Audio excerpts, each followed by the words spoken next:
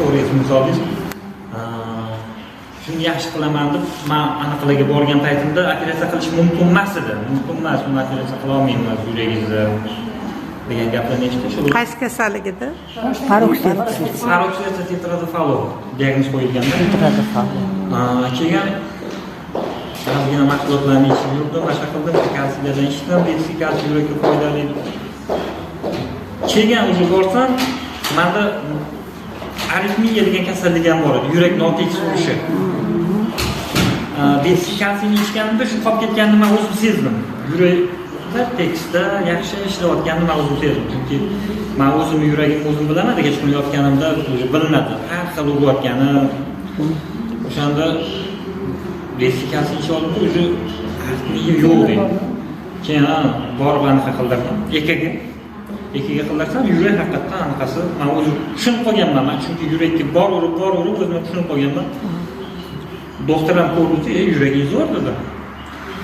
Endi baribir paroksidiya bo'lgandan keyin buni operatsiya qildirmasdan iloji yo'q-da.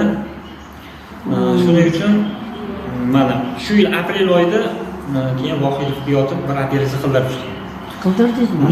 O'shanda ham operatsiyadan chiqqandan keyin ham shu sponsorimga bog'landim. Kalsiy kerak, sil kerak deb shu yotgan joyga olib borib berdilar. Uni doktorga ko'rsatmayman-da, qayerga tayyorlab ichib olaman.